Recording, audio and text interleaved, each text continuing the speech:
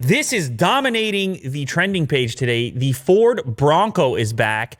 You and I watched the announcement video, which was actually a YouTube premiere. They set it up. They had chapters in there. It was live. There were commenters, people very excited about the Ford Bronco. This, of course, is a revival of a brand that Ford, of a product, a vehicle that Ford made for actually a pretty long period of time.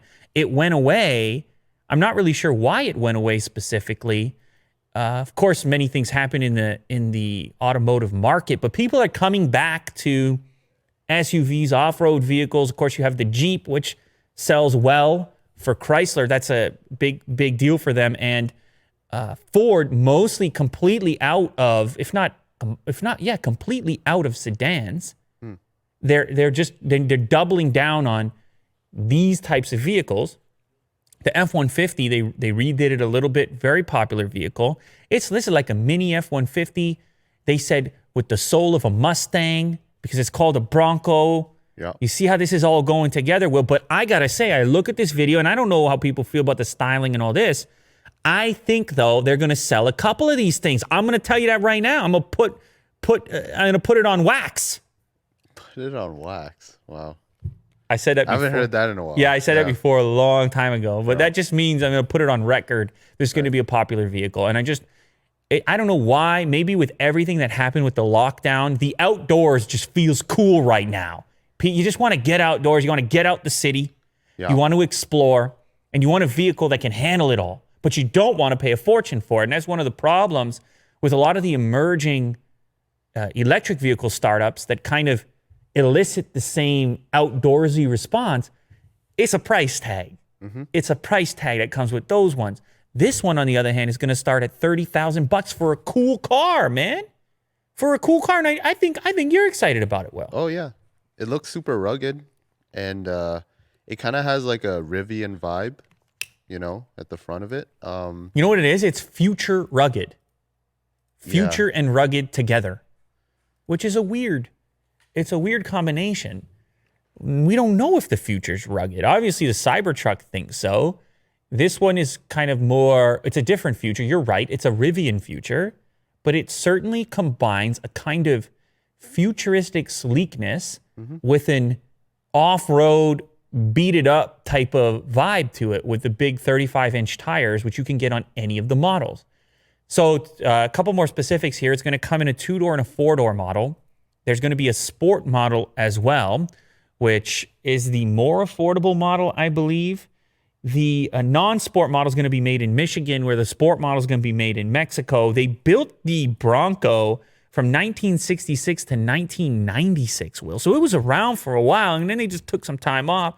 Now it comes back. Some really cool features. You can take the doors off and then store the doors in the back. A lot of people in the Jeep world have been doing this, but there's a couple problems that arise with the Jeep doors. Where do you put them if you take them off? Right. And then also, you lose your side mirrors on a Jeep. What you'll see here, Will, if you look right there, you can look at that frame. You can actually hit play right here. Those side mirrors are not attached to the doors. They are attached almost to the hood a little bit, right below the windshield. So you don't lose your side mirrors when you go open air and remove the doors. Now, the other cool thing on the 4-door model, you remove the roof and it's a totally open experience. It's wild. Imagine a guy like you with Otis. You're heading out to the Algonquin Park up north or something like this. My hair is breezing. The breeze is flowing. Yeah. You have a beverage in the cup holder. Yeah. You got 35-inch tires. You're ready for anything. You got GOAT modes on the four-wheel drive. Every single model coming with the four-wheel drive on there. And I gotta say, I'm pretty excited about it. And I can't say the same for a lot of gas-powered vehicles right now. It's not all that inspiring. I love the fact there's going to be a 2-door for people who want something with a smaller wheelbase. And the thing appears to have some real off-road capabilities. They were talking about the different angles, the approach angles, and real off-road talk. Oh, yeah. Man, there was one that I was looking at. it was like sleek black, no doors. It looked really cool.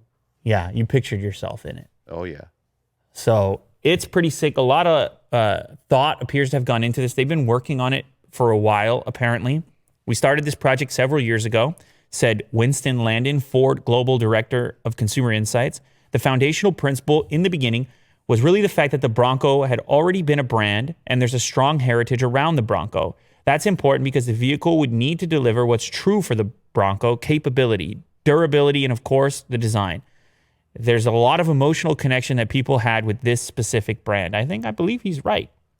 So as I mentioned, the Bronco will be built at the automaker's assembly plant in Wayne, Michigan, and the Bronco Sport will be built at the Hermosillo plant in Sonora, Mexico. Now, Ford, actually, they put down a $5 billion loss for the second quarter. Obviously, lockdown not helping with the car sales unless maybe you're Tesla. But they think this one's going to be a big hit for them. I think it's going to be a hit for them, starting at $29,995 for the 2021 Bronco two-door, and the four-door is going to start at $34,695. As mentioned, this thing's going to go right up against the Jeep. But if they can replicate the success they've had with the F-150 in this off-road vehicle against the Jeep, you can imagine having a big hit. Mm-hmm. You can imagine it. And the tech got a big upgrade as well. I don't know if you can go to the tech section of the video there, but they put a big display inside the car.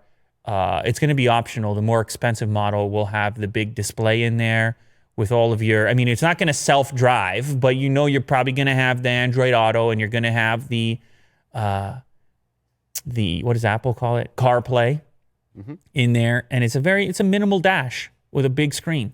Mm-hmm. And there's also some off-road features in there as well with the 360 cameras and the off-road specific. So exciting times if you're in the market for a new vehicle. Lots of options. Oh, and I should mention from a tech perspective as well, Ford obviously working on what do they call it? The Mach-E, which is the Mustang electric vehicle. Imagine slapping an electric version of this together, or even potentially using some of the insight you're getting from Rivian, since Ford is such a big investor in Rivian, the electric vehicle startup. And I know because a lot of people are going to ask, where's the electric version of this? Who knows? Maybe it will come as well. Right. Because it looks like this design looks like it would also be suitable for an electric model because it does have that futuristic look to it. Mm-hmm.